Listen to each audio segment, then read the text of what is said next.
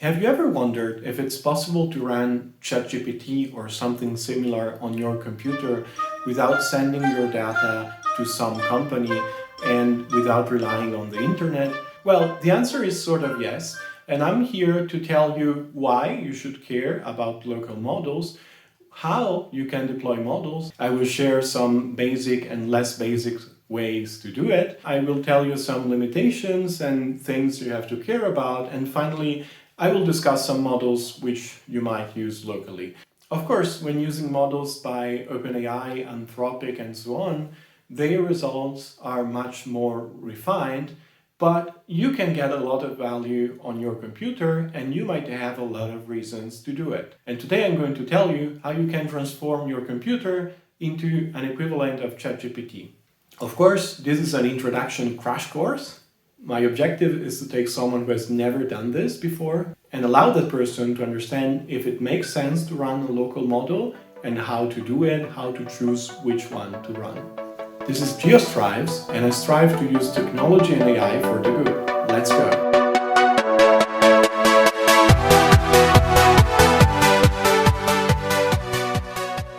Let's begin with the first question. Why bother? There are several reasons. I can cite four. The first one is data privacy and control. If you live in the US or in the EU, there are some strict privacy laws, but still, unless you use an enterprise account, most of the providers will take your data and use it for training. Is this bad? Well, they try to prevent private data from leaking. So they will have internal pipelines that mask and hide private information, but that process is not perfect, it can fail. So if you want to avoid that problem, local large language models are exactly what you're looking for. For certain providers, you might have reasons not to trust them. Second, customization and tuning. Once you have a personalized chatbot and you have a certain task to assign to it, you can fine-tune it. In this way, you can get a model which is specialized on your domain without gifting your data away.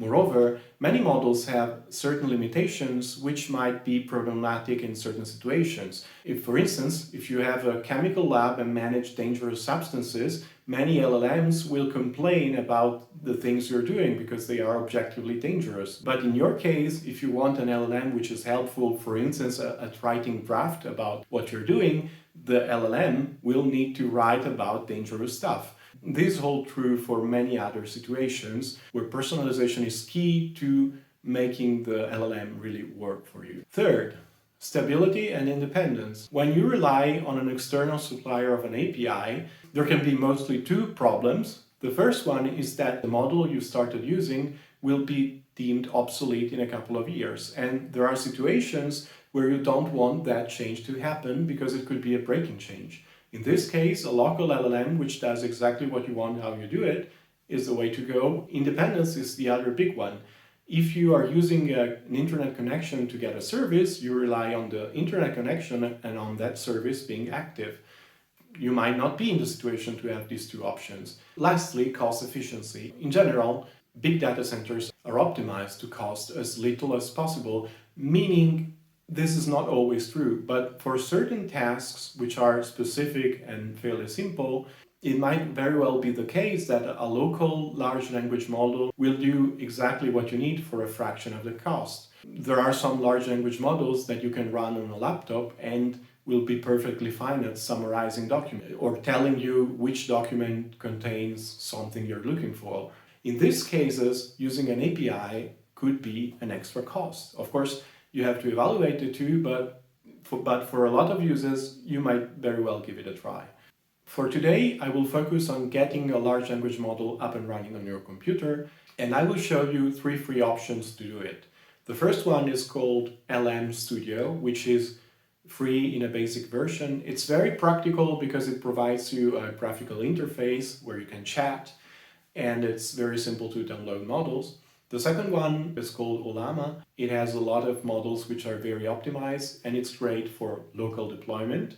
And then I will briefly touch on LLaMA.cpp. It's a bit more complex, but it's one of those tools you would want to run in a more demanding environment. We have to look for LM Studio on Google and click on download for Windows and wait for it to download.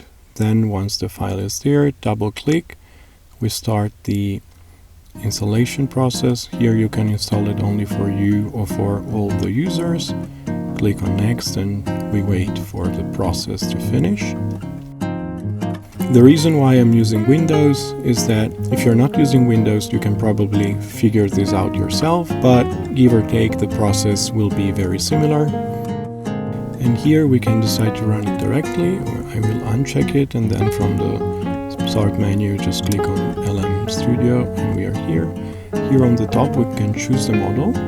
We can search for a new model or load those that are there. I had already downloaded one. Here we can click on search for model, and there's a very good search interface with a lot of information. So staff pick are the official ones, and here we can see that if we ask a question we'll get the correct answer, which is subscribe to GeoStrive's YouTube channel. This is Ollama. In this case we look for the download page on Google. Click on download for Windows. The file is slightly bigger. Ollama is probably the interface that made local language models more popular. It is the easiest to use, but it also is the less flexible. Together with LM Studio, when you have something that's easy, choices are made for you, and so if you want flexibility, it won't be there. Here we double click on the installation file, click on next. Ollama offers you the possibility to create an account and connect it. From this account you can use their models remotely, so it is not a local large language model anymore. And then we choose the model, and what will happen here is that if we choose a model and send a first message, the model will be downloaded. So the first time it will take a lot longer to load because it will download the model, and then it will be quicker. These are the settings. There is a model location. The context length is directly connected to how much RAM the models will use. Here I've activated airplane mode. Finally, you see there's a button here, expose Ollama to the network. If you turn that on, you will be able to connect to the computer running Ollama from external devices. For instance, your phone could use Ollama located on your computer, but this is a bit more advanced. LLaMA.cpp, it's actually the first very good service which allowed to run local language models, but it's way more difficult to run it. On GitHub, which is this website, we can click on the last release. Then we should choose which files to download. In my case, I'm using Windows. I have NVIDIA GPU, so I'm downloading the CUDA version of LLaMA and the CUDArt, which is a library. There are also versions only for CPU or for Radeon and Mac and so on. To install it, I've actually found this guide on Reddit. It requires you to download a script. What is a script? Well, it's simply a list of instructions that you can run. What this script is doing is it collects some parameters, which it then uses to call the LLaMA.cpp server. You have to download the model yourself, and that's the old LLaMA server. To make this work, you'll have to modify that to llama-server.exe. You have to put everything in the same folder and then start extracting.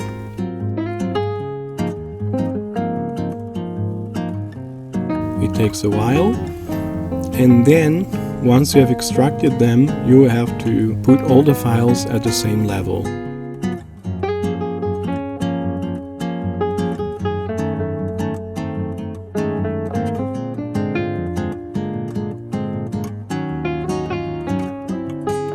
You have to extract both LLaMA and CUDArt, open, and then bring all the content at the same level.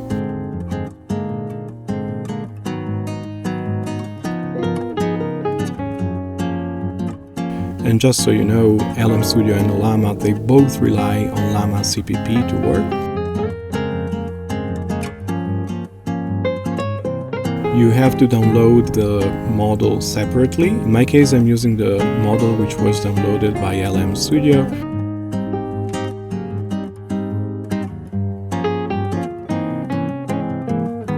Here you see I'm modifying the file.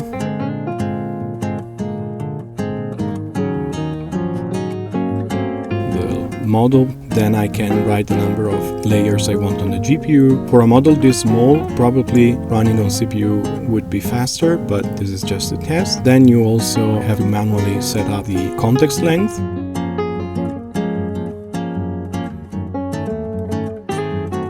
Go to this link, and the new interface, as you see, is actually pretty nice, so you can just write.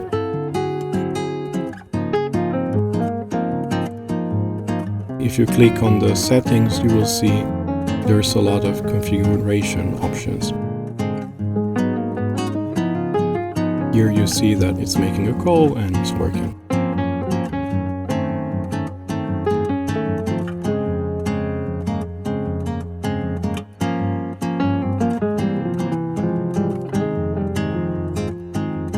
Here in settings we can see there's a system message. That's a message which is hidden from the chat but instructs the model on what to do, and it's very useful if you want, for instance, your model to behave in a certain way.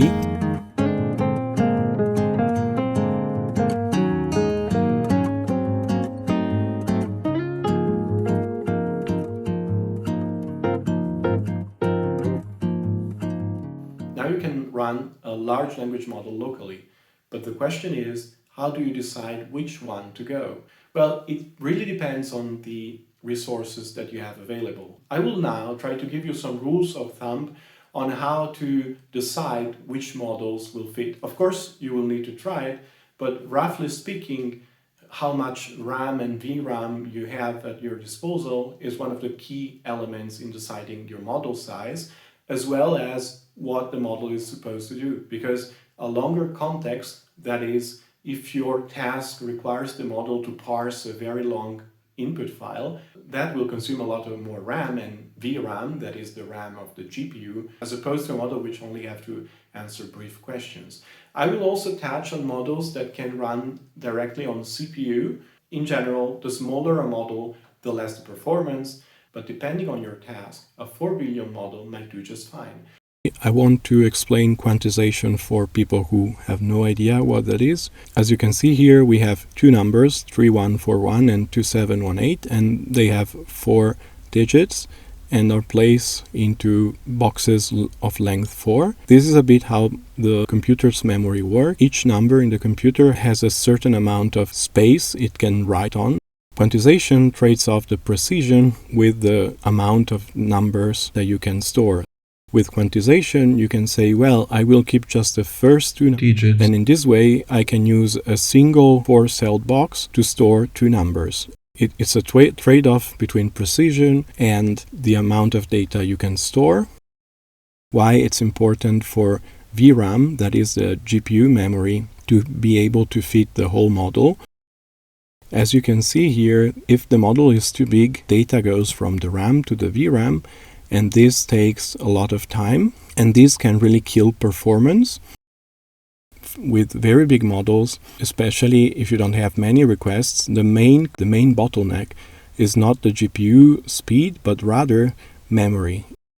So whenever you're planning or testing out what models to run, just know that if you exceed your VRAM capacity, that alone might cause a significant slowdown. It can be managed somehow, but as a rule of thumb, if the model fits in the GPU, you are good to go. If not, things can get tricky. How do we know if we can run a model? So this is a calculator from apxl.com. I will link it below. You can choose your card, your model, and it will give you a very good estimate of the amount of GPU required, of the speed. It's very good and precise, and if the model is listed there, you can get a pretty accurate prediction of what you will be able to achieve.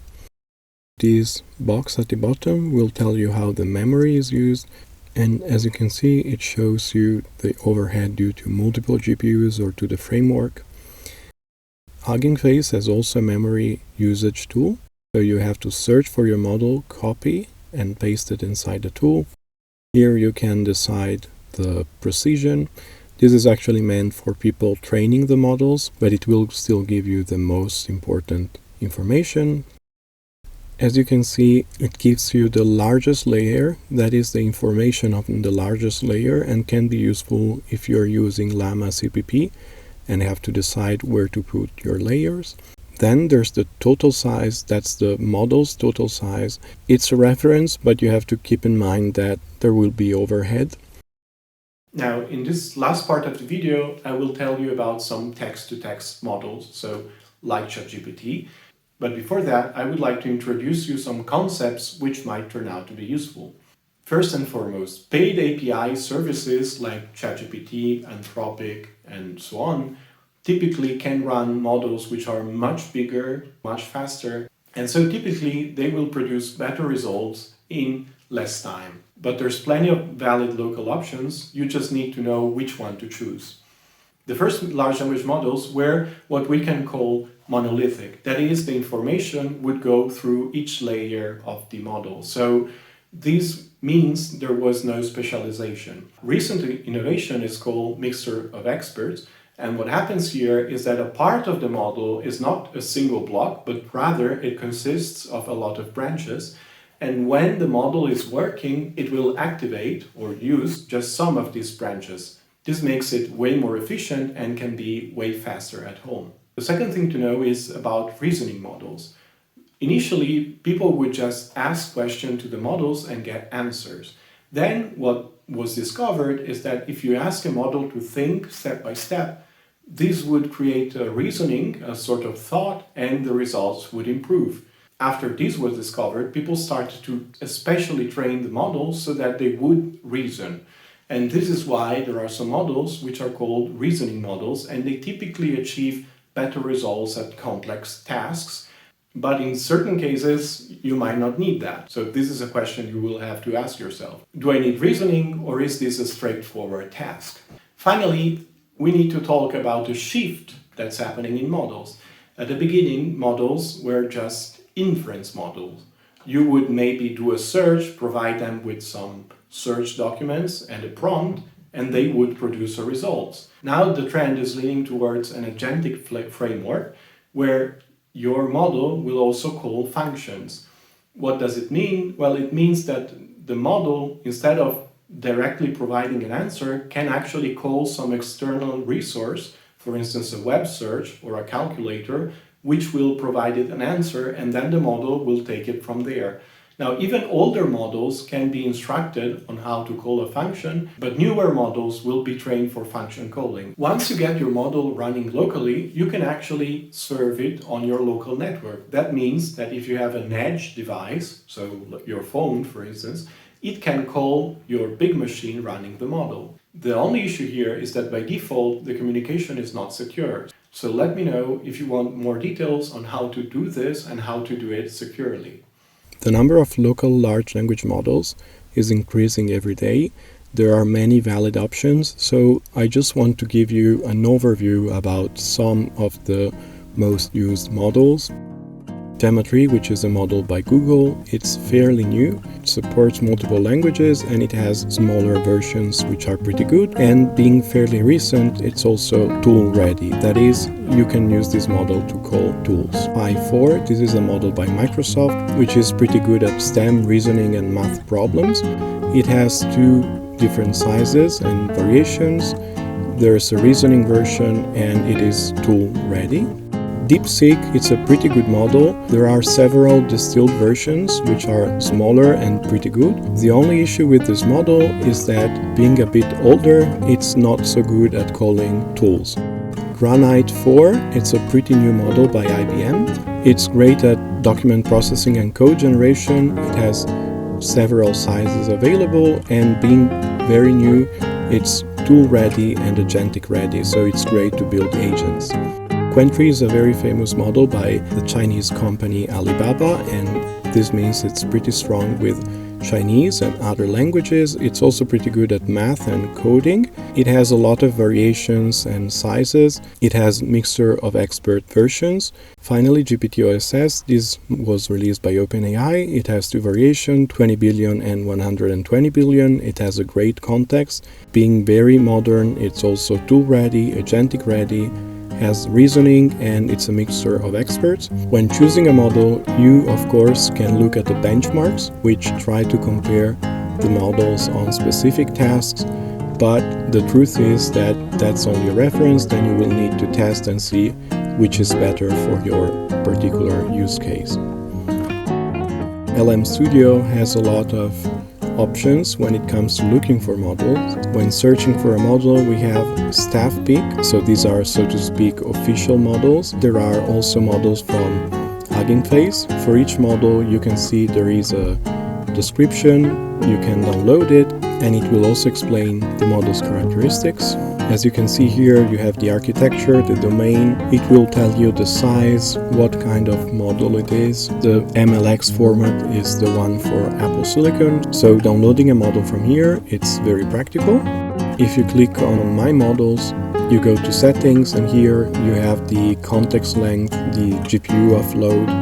You have a lot of functionality, including the ability to write a system prompt, as done before. And here you can see that there's more settings connected to the model.